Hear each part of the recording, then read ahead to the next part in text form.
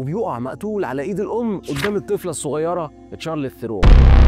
83% من الاطفال تحت سن 14 سنه اتعرضوا للتأديب العنيف. الطفل اللي بيتعرض للعنف الاسري النشاط جوه دماغه بالظبط شبه النشاط اللي جوه دماغ الجندي اللي في وسط المعركه. ده كمان لقوهم اكتر عرضه لامراض القلب وبعض انواع السرطان وامراض الرئه المزمنه.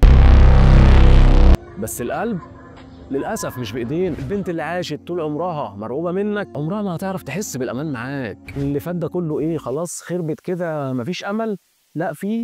السلام عليكم، اهلا بيكم في حلقه جديده من ادبي علوم. يوم 21/6 سنه 1991 كانت الطفله تشارلز قاعده في اوضتها وفجأة بتسمع أكتر صوت كان بيرعبها في الوقت ده، صوت عربية باباها بتركن قدام البيت. الصوت اللي كان المفروض يطمنها ويكون هو مصدر الأمان كان هو نفسه مصدر الخوف والرعب. أول ما سمعت صوت العربية قلبها اتقبض وعقلها الصغير بدأ يفكر في اللحظة الجاية. يا ترى بابا هيضربني ازاي النهارده؟ يا ترى هيشتمني ويزعق لي وبس؟ تشارلز كانت متأكدة إنها تعيش ليلة مؤلمة جدا زي ما كان بيحصل لها طول الوقت، بس ما كانتش تعرف إن الليلة دي هتكون مختلفة عن كل اللي فات، واللحظات الجاية هتكون اللحظات الأكثر رعب وخوف في حياتها كلها، مش بس في طفولتها المؤلمه. بتطلع تجري على الصاله لما بتسمع صوت خبط ورازع باباها على الباب، فبتلاقي مامتها واقفه في نص الصاله وهي خايفه وبتترعش وعينيها مليانه بدموع العجز وقله الحيله. بتبص ناحيه بنتها وتقول لها بصوت بيترعش ادخلي انت اوضتك واقفلي الباب على نفسك. بس قبل ما تخلص الجمله كان الاب بيقتحم البيت وبيجري ناحيتها، فبيجروا هما الاثنين ناحيه الاوضه وبيدخلوا وبيقفلوا على نفسهم وبيقفوا ورا الباب بيحاولوا يقفلوا الباب بكل قوتهم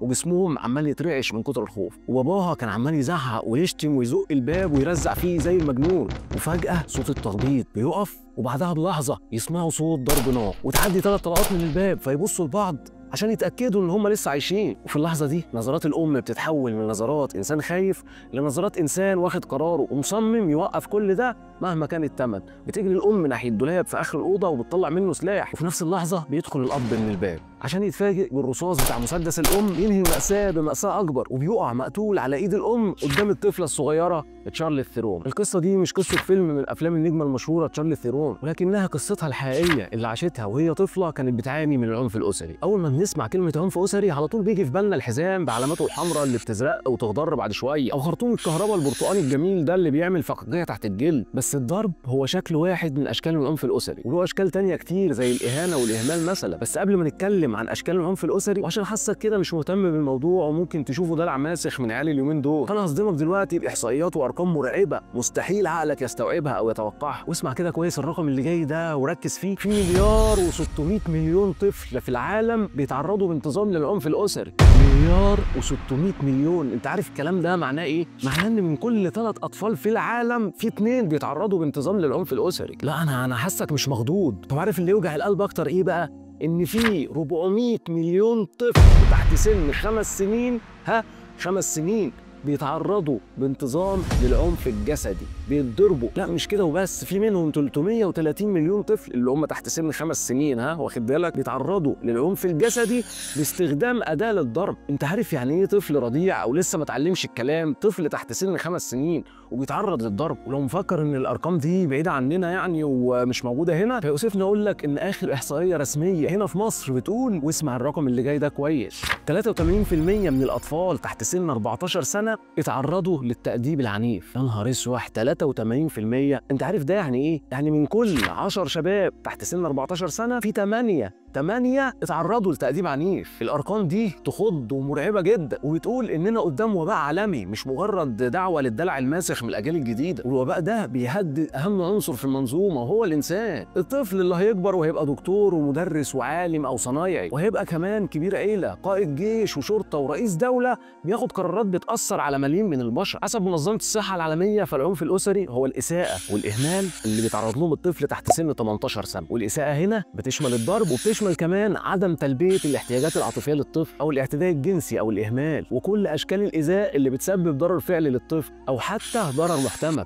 أي إساءة بتهدد حياته ونموه أو بتعتدي على كرامته. العنف الجسدي هو أبشع أشكال الإساءة وأكثرها وضوح. الضرب بالحزام ولا حتى بإيدك بيسيب علامات واضحة على جسم طفلك بتقدر تشوفها في ساعتها بعينك، ويمكن يعني قلبك يحن وترحم ابنك ولا بنتك. بس المصيبة الأكبر بقى إن في أشكال تانية من العنف الأسري ما بتسيبش علامات على الجسم بتخف مرور الأيام، لا دي بتسيب علامات محفورة جوه الروح والزمن لوحده ما بيقدرش يعالجها. زي العنف النفسي. الطبيب النفسي بيسل فاندر كولك بيقول إن الندوب الناتجة عن القسوة النفسية يمكن أن تكون عميقة وطويلة الأمد مثل الندوبة الناتجة عن الصفعات واللكمات، لكنها غالبا بتكون غير واضحة. عارف يعني ايه طفل بيسمع طول الوقت انت غبي او ما بتفهمش عشان غلطة بسيطة عملها، او عشان حاجة ما بيعرفش يعملها عشان ما حدش علمه يعملها ازاي؟ ولا طفل بيمارس طفولته الطبيعية وبيجري جوه البيت بلا هدف وفجأة يخبط الترابيزة فكوباية العصير تدلق على السجادة فيسمع صوت مرعب جاي من المطبخ بيقول له يا حمار يا اعمى، او طول الوقت بيسمع الجملة المشهورة بتاعت ابن خالتك احسن منك. المقارنه المميته اللي بتخلي الطفل يشوف نفسه اقل واحد في الدنيا، لا وفي عيون مين؟ في عيون اقرب واهم ناس في حياته، بابا وماما. طب عارف يعني ايه ان ام تتنمر على بنتها وتقول لها شكلك وحش وتطلع عليها القاب زي دبدوبه او كارته؟ الاهانه النفسيه مش مجرد كلمتين بيتقالوا في وقت غضب وعصبيه، دي عامله بالظبط زي طلقات الرصاص اللي انت بتضربها كل يوم في قلب ابنك حتى لو الكلام ده كان بهزار. طبعا حضرتك هتقول لي بص يا ابني انا بعمل مع ابني كده عشان عايزه ينشف ويتغير للاحسن. اولا طبعا شيء يشرفني جدا ان حضرتك بتشوفني. ثانيا بقى ودي الاهم، يتقطع لساني لو كنت شككت في حب حضرتك لابنائك او قللت من مجهود حضراتكم جميعا. بس يوسفني اقول لك ان الطريقه دي هتضر ابنك جدا وهتسبب له مشاكل واضرار نفسيه كتيره طول حياته، زي الاكتئاب والقلق والصدمات واضطرابات تانية كتير هنعرفهم بعد شويه. ولو حضرتك ما بتعترفش بالمرض النفسي فيوسفني جدا اقول لك المفاجاه السيئه قوي اللي اقولها لك دلوقتي.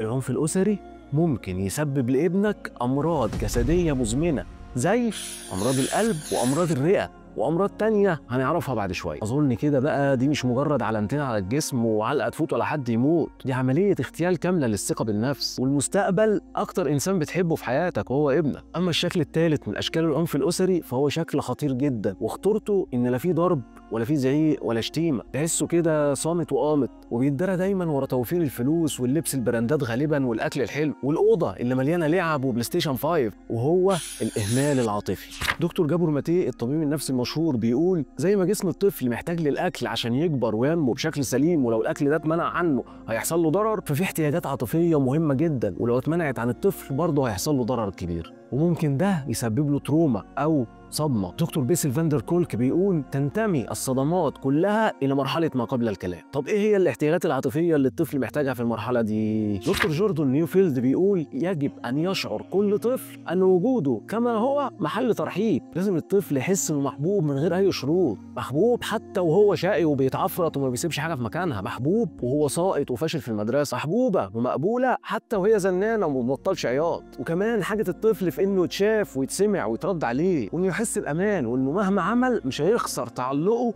بدنيته اللي هم بابا وماما. وهنا بيوصل لمرحله بيسميها جوردن نيوفيلد مرحله السكينه. من احتياجاته العاطفيه كمان ان احنا نسمح له يعبر عن مشاعره وخصوصا المشاعر السلبيه زي الغضب او الحزن، ومن غير ما يتم الحكم عليه ان هو ولد مش مؤدب او وحش، وبدون ما نكتم مشاعره دي بحجه الانضباط والتربيه. حقه كمان في اللعب بشكل طبيعي وعفوي وانه يتواصل مع ابوه وامه بعيدا عن الالعاب والادوات الرقميه اللي بتحبس خيال الطفل وتكتفه. في كتابه خرافه العادي بينتقد دكتور جابور ماتيه بعض نصائح التربيه اللي بيقدمها خبراء السلوك، وبيضرب مثال بكلام المؤلف المشهور جوردن بيترسون واللي كان بيقول يجب على الطفل الغاضب ان يجلس بمفرده حتى يهدأ ثم يسمح له بالعودة إلى الحياة الطبيعية، وكأننا بنقول له تعالى واقعد معانا بس بشرط اما تتصرف بشكل مهذب. وعمنا بيترسون شايف إن دي صفقة رابحة جدا للطفل وللوالد وللمجتمع وللدنيا كلها، بس جابور ماتيه شايف إن دي صفقة ناجحة فعلا ورابحة للوالد لكنها صفقة فاشلة وخسرانة للطفل، لأننا كده بنزرع جوه الطفل ده الخوف من الرفض لو بس باين مشاعره، فبنضطر يحبس مشاعره في أوضة ضلمة جواه وهتفضل تطارده وتسبب له ضرر لباقي عمره. وبيحكي دكتور جابور ماتيه عن تجربته الشخصية وبيقول لما كنت طفل رضيع الدكتور وصى امي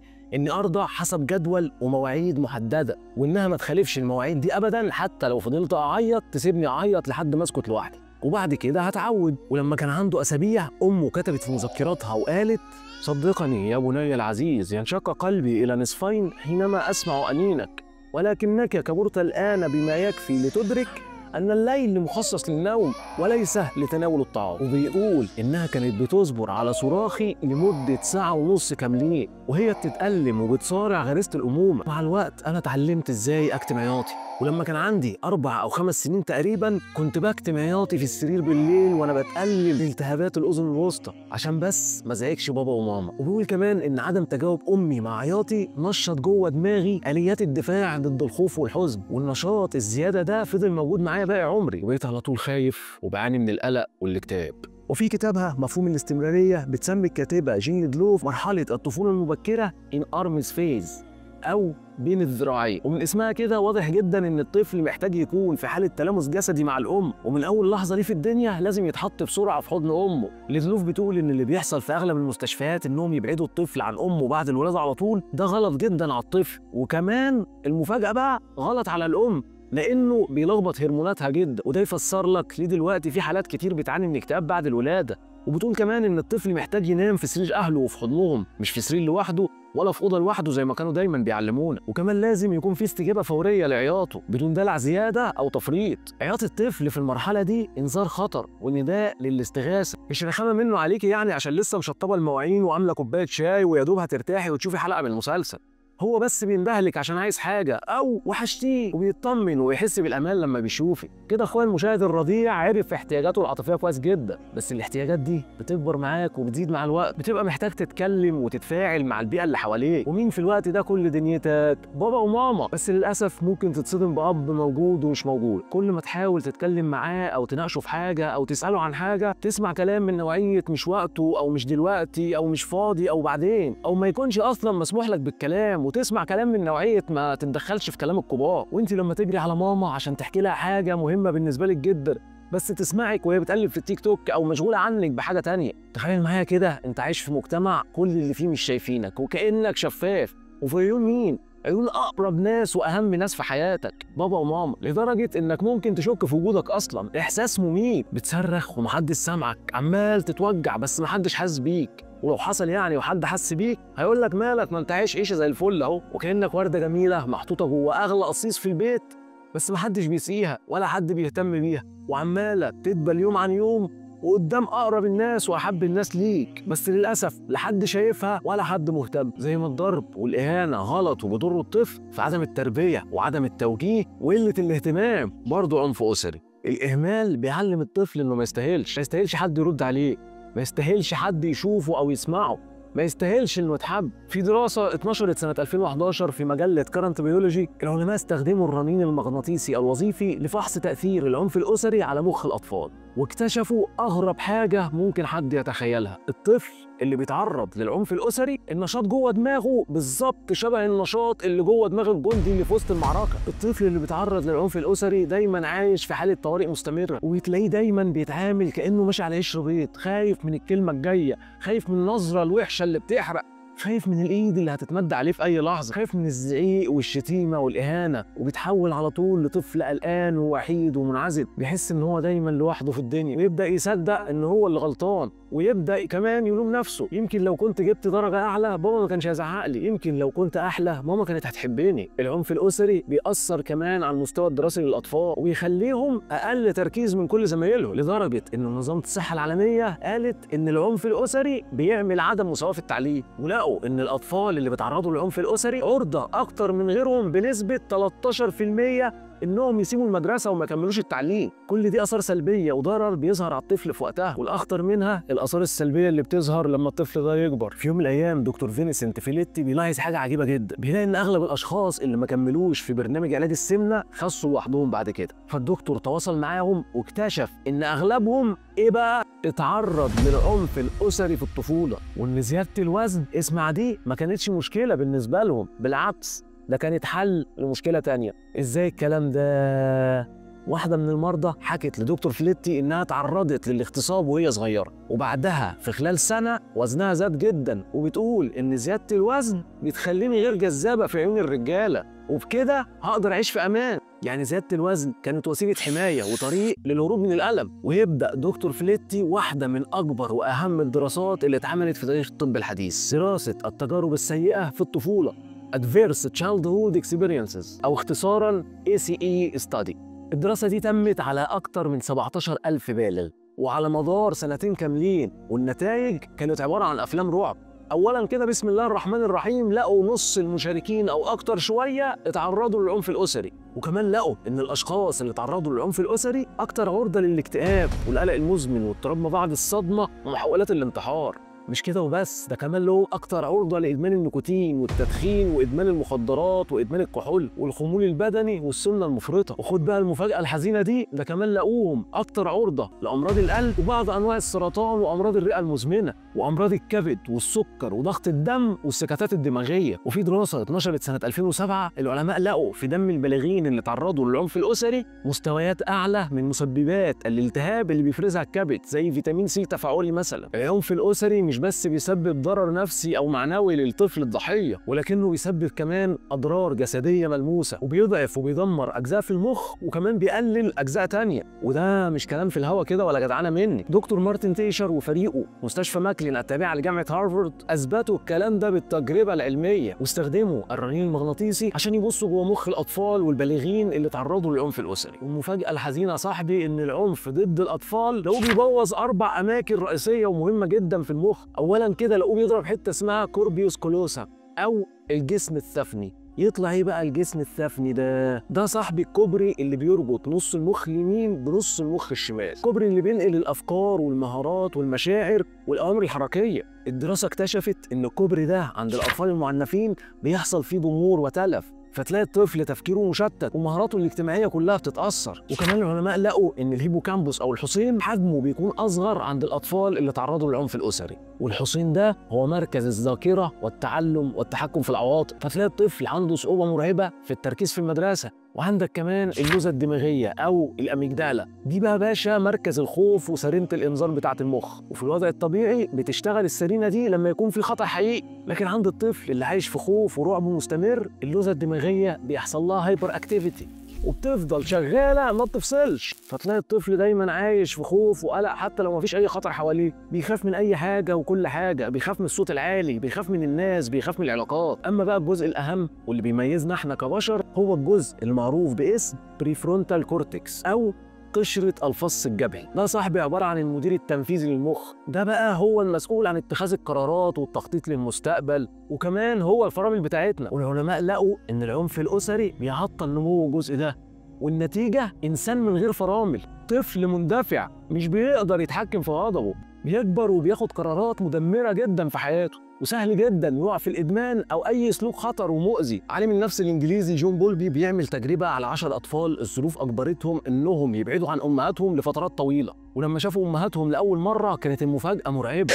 2 منهم كانوا على جهل بالام تماما كانهم ما يعرفوهاش، والباقي في منهم اللي مشي بعيد او يدور وشه بعيد عن امه، وكانت تعابير وشهم يا اما خاليه تماما من اي مشاعر او استجابه او كلها حزن وعياط. نعمه النسيان يا صاحبي السلاح الاهم في منظومه الدفاع والنجاه عند الجنس البشري. نسيان الطفل لامه هنا ما كانش حاجه غريبه، بالعكس ده كان رد فعل طبيعي لفعل غير طبيعي هو اتعرض له وهو بعد امه عنه. وكان الطفل بيقول لامه انا اتجرحت واتألمت جامد وحسيت بالخوف والضياع لما انت بعدتي عني، وانا ما اقدرش اتحمل نفس الالم ده تاني، وعشان كده انا مش هتواصل معاكي ولا هعرفك تاني. وعن راي المثل اللي اتلسع من الشوربه بينفخ في الزبادي، الطفل اللي اتلسع من العنف الاسري بيعيش باقي عمره ينفخ في كل العلاقات الاجتماعيه، وبيبقى قدامه طريقين اصعب من بعض.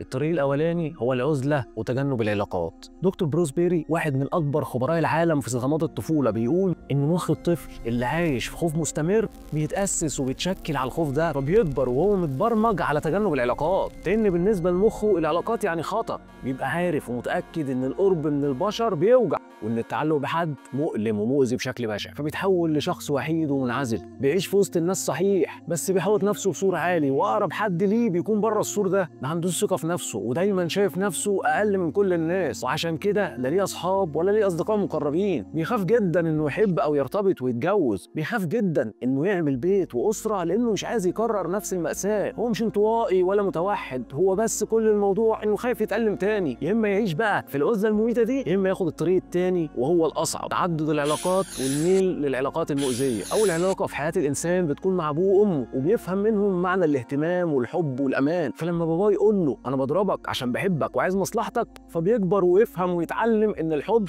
يعني ضرب وعنف وتحكم، فبيعيش بقى حياته يا اما انسان سادي وعنيف جدا وبيأذي اللي بيحبهم وممكن يستمتع كمان بكده، يا اما انسان مسوشي بيستقبل الحب على شكل خضوع. فترى بقى حضرتك بتربيه وبتقسى عليه عشان يطلع راجل، ولا تحب تشوفه بيقلل من نفسه وبيهين كرامته؟ مش عايز اتكلم كتير في النقطه الحزينه والمؤلمه دي، بس يعني رسائل القذر عند البنات تشهد. ولما البنت تسمع من ابوها انا بزعق لك وبهين كرامتك قدام الناس وبعنفك عشان مهتم بيكي وعايز مصلحتك، فبتتربى وتتعلم ان الاهتمام يعني اهانه والحب يعني ذل وضعف. الطفله اللي قضت طفولتها بتترعب من ابوها هتكبر وهترتبط وهتحب وهتتجوز راجل عنيف زي ابوها بالظبط، مش عشان هي وحشه، لا، بس هو ده المألوف بالنسبه لها. الحنيه من راجل غريب هتحسسها ان في حاجه غلط وانه بيمثل، لكن القسوه والعنف والسيطره والتحكم بيحسسها ان هو ده الاهتمام. بتبقى عامله بالظبط زي المدمن اللي بيدور على الحاجه اللي بتأذيه مش عشان هو وحش، عشان هو اتعود عليها. لما تكبر وهي عندها عداء ضد كل ما هو ذكوري وبتمارس انتقام عشوائي ضد كل الرجاله. خطوره العنف الاسري بقى انه ما بيموتش بموت الانسان اللي بيمارسه،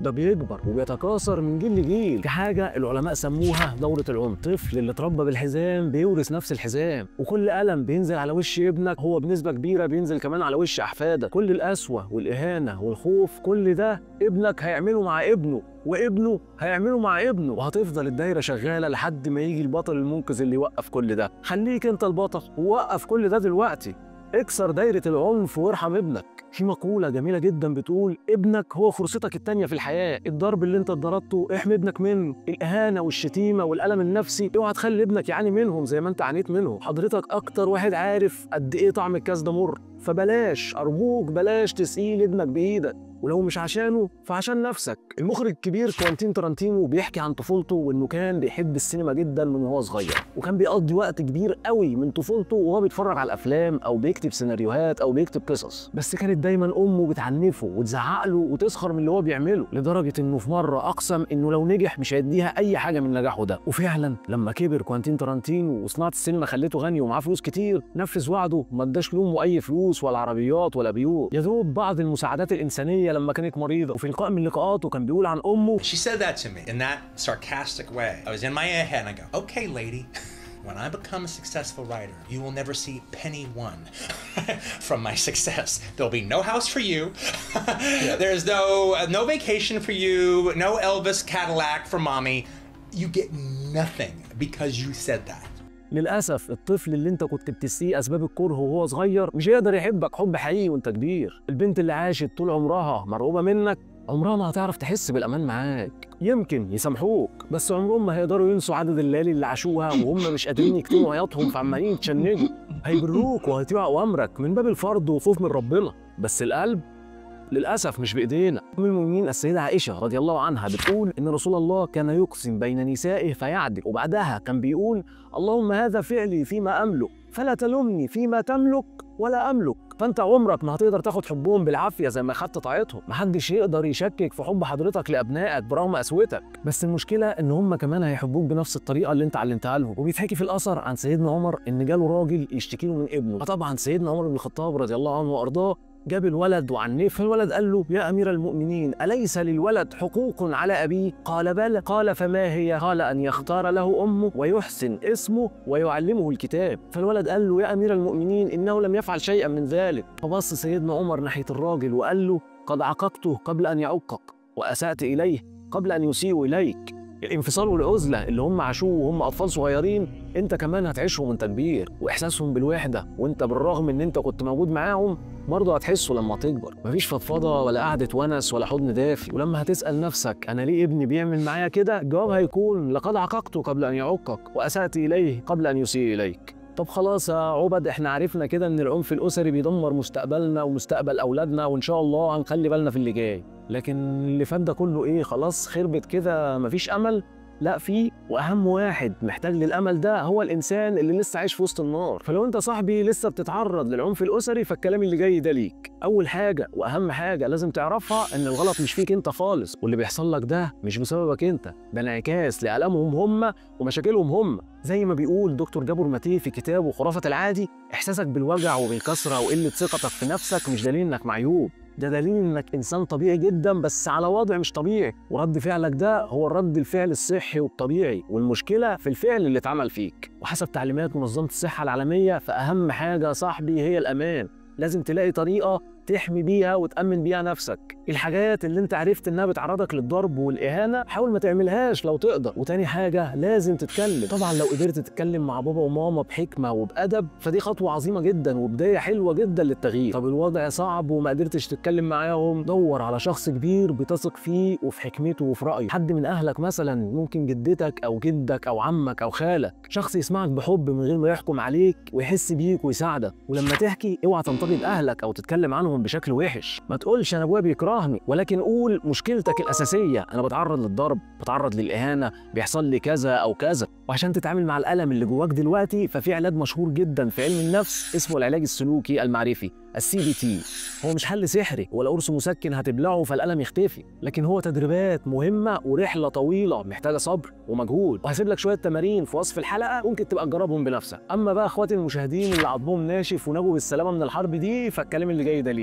اولا كده الحمد لله على السلامه يا بطل. ايه مالك انت؟ ايه اللي حصل لك؟ الحمد لله على السلامه يا باشا، العنف خلاص وقف. ولكن للاسف انت يعني لسه بتعاني من نتائج العنف الاسري صح؟ احنا طبعا كلنا بنقول ما احنا اتضربنا واحنا صغيرين وطلعنا زي الفل، مالنا يعني؟ ها مالنا؟ لا مالنا يا صاحبي، مالنا جامد. ده احنا الجيل اللي خلى كلمه مريض نفسي مش شتيمه. زمان ومش زمان قوي يعني كانوا بيعتبروا الطبيب النفسي ده بتاع مجانين، واحنا بقى الجيل المجنون اللي ساعد في انتشار الطب النفسي، وكمان خلينا الاطباء النفسيين نجوم مجتمع والكتب بتاعتهم بتعمل اعلى مبيعات في العالم. احنا الجيل اللي حافظ الاضطرابات النفسيه ومذاكرها كويس، احنا اللي عرفنا يعني ايه اكتئاب وقلق وتروما وبوردر لاين وPTSD. احنا مش زي الفل يا ابن عمي. وهي دي يا بطل اول خطوه في العلاج، انك تعترف بوجود المشكله وتعرف كمان ان العيب ما كانش فيك، وان قلقك وخوفك وقله ثقتك بنفسك كل ده مش ضعف منك ولا حاجه تعيبك. وكل الجروح اللي جواك دي معناها ان انت انتصرت في الحرب وما اتهزمتش. وما تقوليش يا ريتني اتهزمت ومت، ما تبقاش كئيب، ما تبقاش كئيب اسد يلا في ايه.